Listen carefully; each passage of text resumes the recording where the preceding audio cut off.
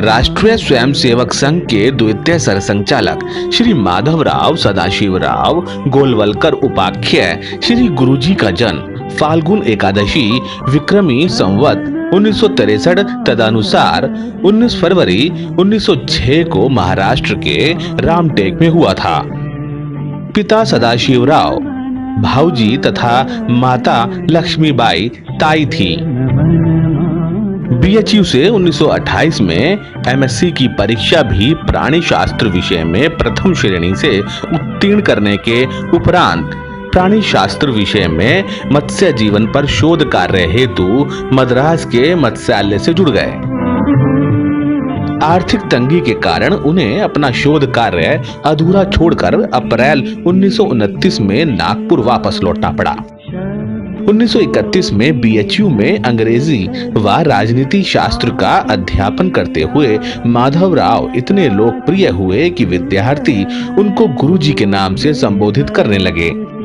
विचित्र संयोग ही कहेंगे कि उसी कालखंड में जब 1931 में श्री गुरुजी ने बीएचयू में अध्यापन कार्य प्रारंभ किया तो भैया जी दाणी तथा नानाजी व्यास ने बनारस में संघ की शाखा प्रारंभ की।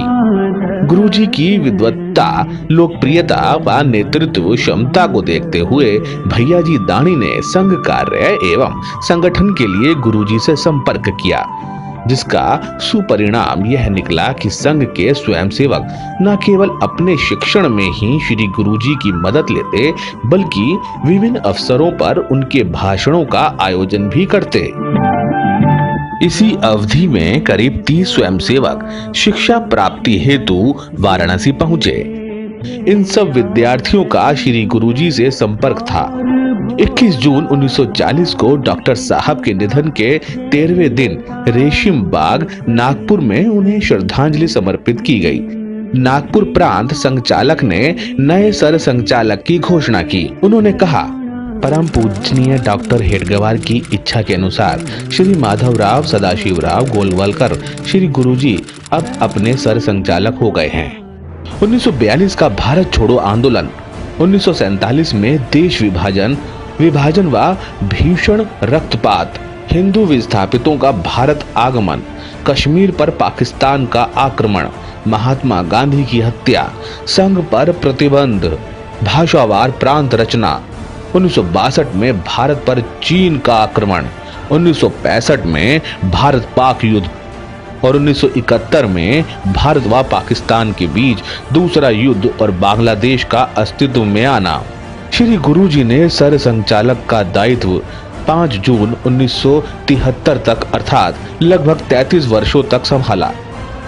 श्री गुरुजी ने 1942 में पूना में प्रांतीय बैठक में संघ में अपने प्रवेश पर कहा था, मैं तो रहा एकदम बहुत ही यहाँ वहाँ घूमने वाला, फिर भी पता नहीं मुझ पर कैसे संस्कार हो गया।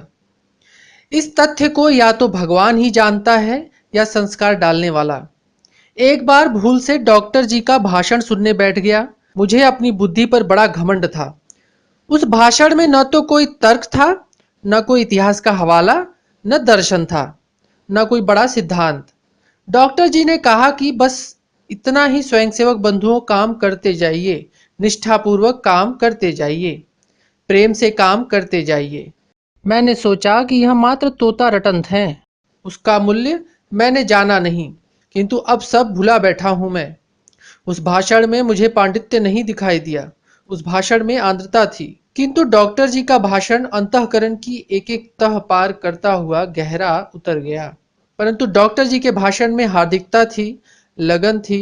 मैं नहीं कह सकता कि कैसे उनका भाषण मेरे अंतःकरण में उतरता चला गया। बीच बीच में उनसे भेंट मुलाकात होती रही। डॉक्टर जी ने मेरे अभिमान को झकझोर दिया।